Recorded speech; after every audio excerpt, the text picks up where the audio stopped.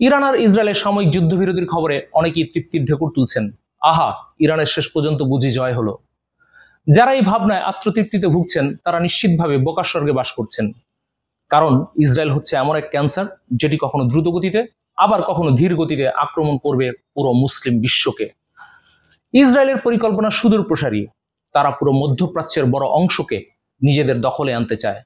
তারা মুসলমানদের পবিত্রতম স্থান মক্কা ও মদিনা দখলের ইচ্ছা প্রকাশ্যেই জানান দিয়েছে। এর জন্য যা কিছু প্রয়োজন তা সবকিছু করার জন্য তারা প্রস্তুতি নিচ্ছে গত 100 বছর ধরে। তাদের সেই প্রস্তুতি কতটা সম্পন্ন হয়েছে আসুন দেখি। বাইবেলের আদি পুস্তকের জেনেসিস অধ্যায়ের 18 নম্বর পদে বলা হয়েছে, নবী ইব্রাহিমের সঙ্গে ঈশ্বর চুক্তি করেছেন নীল নদী থেকে ফোরাত নদী পর্যন্ত, অর্থাৎ মিশর থেকে ইরাক পর্যন্ত বিস্তীর্ণ ভূভাগ তার সন্তানদের দেবেন।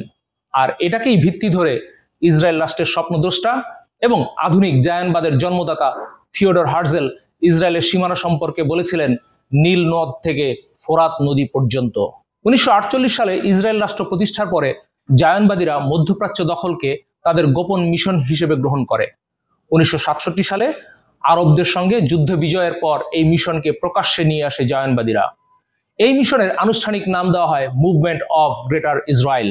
গ্রেটার ইসরায়েলকে দলীয় নীতি হিসেবে প্রথম গ্রহণ করেন ইহুদিবাদী সন্ত্রাসী সংস্থা ইরগুনের নেতা এবং বর্তমানে ইসরায়েলের ক্ষমতাসীন দল লিকুদ পার্টির প্রতিষ্ঠাতা মোনাচেম বিগিন।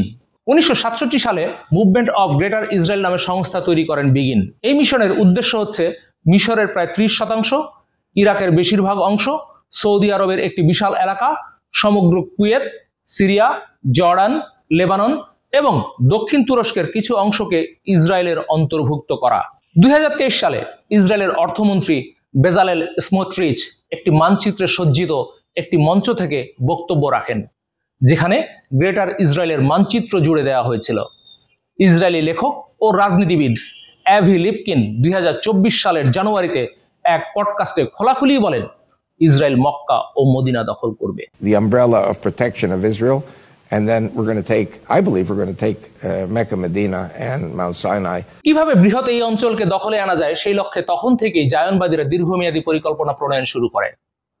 ইসরায়েলের সাবেক প্রধানমন্ত্রী এরিয়েল শ্যারনের উপদেষ্টা ওদেদ ইনেন 1982 সালে একটি পরিকল্পনা প্রকাশ করেন। তার এই পরিকল্পনাটি ইয়েনেন পরিকল্পনা নামে ব্যাপকভাবে পরিচিত।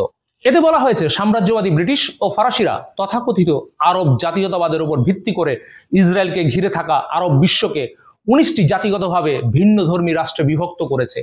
সংখ্যালঘু ও সংখ্যাগুরুর মধ্যে বিভেদ উস্কে দিলে তাসের ঘরের মতো ভেঙে পড়বে এই আরব জাতীয়তাবাদ।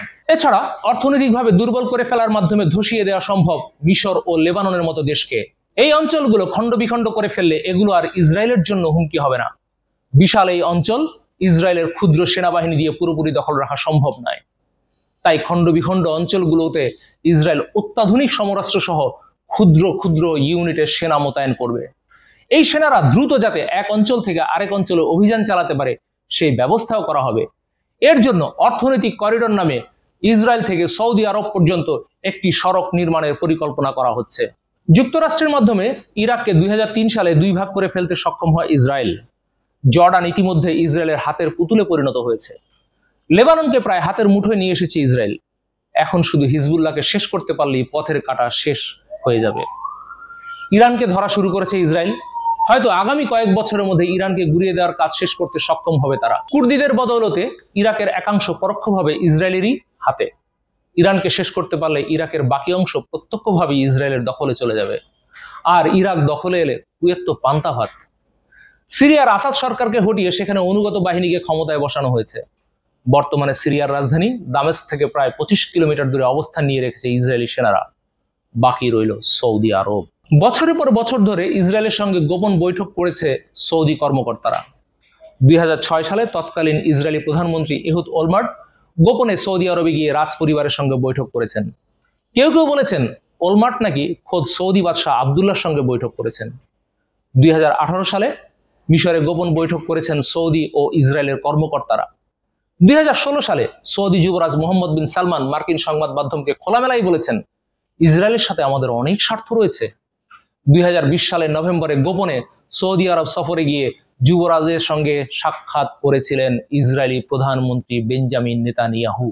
2021 সালে ট্রাম্পের ইহুদি জামাতা জেরার্ড কুশনারের বিনিয়োগ প্রতিষ্ঠান অ্যাফিনিটি পার্টনার্সে সৌদি যুবরাজ মোহাম্মদ বিন সালমান $200 কোটি বিনিয়োগ করেন। আর অ্যাফিনিটি হচ্ছে সেই প্রতিষ্ঠান যেটি গাজায় অবৈধ ইহুদি বসতি নির্মাণ প্রতিষ্ঠানগুলোতে বিনিয়োগ করছে। এ কারণে গাজায় যখন ইসরায়েল মানুষ মারছে তখন সৌদি আরব একেবারেই নিশ্চুপ। বোঝাই যাচ্ছে সৌদি রাজপরিবার এখন ইসরায়েলের হাতের মুঠোয় চলে এসেছে। ইহুদিবাদীদের ইতিহাস পর্যালোচনা করলে দেখা যায় এরা সুই হয়ে ঢোকে, ফাল হয়ে বের হয়। ব্যবসা আর ক্ষমতার মোহ দেখিয়ে সৌদি রাজপরিবারকে প্রায় কবজায় নিয়ে এসছে ইসরায়েল। দীর্ঘমেয়াদে ক্ষমতায় টিকে থাকতে ভিন্ন মতাবলম্বীদের দমনের জন্য ইসরায়েলের কাছ থেকে অত্যাধুনিক গোয়েন্দা সরঞ্জাম কিনছে সৌদি রাজপরিবার।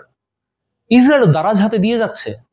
এর মাধ্যমে ইসরায়েল সৌদি আরবের শাসকদের মাধ্যমেই ইসরায়েলি বিরোধীদের দমন করছে। ইসরায়েল থেকে সৌদি আরব পর্যন্ত সড়ক নির্মাণের কাজ ইতিমধ্যে শুরু হয়ে গেছে। আবার সৌদি আরবের অভ্যন্তরে ও বাইরে ইসরায়েলের বন্ধু যুক্তরাষ্ট্র সামরিক ঘাঁটি স্থাপন করেছে কয়েক দশক আগেই। ওদের ইউনিয়নের পরিকল্পনা অনুযায়ী কূটনৈতিক, রাজনৈতিক, সামরিক সব দিক থেকেই সৌদি আরব এখন ইসরায়েলের প্রায় হাতের মুঠোয়। মোক্ষম সময়ে ইসরায়েল ঠিকই আঘাত হেনে সৌদি আরবকে খণ্ড বিখণ্ড করবে, আর মুসলিম বিশ্ব শুধু হা করে তাকিয়ে দেখবে।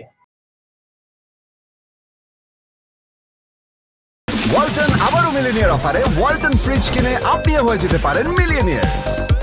মিলিনিয়ার ছড়াছড়ি দেশ জুড়ে, এটা শুধু ওয়ালটেনই পারে।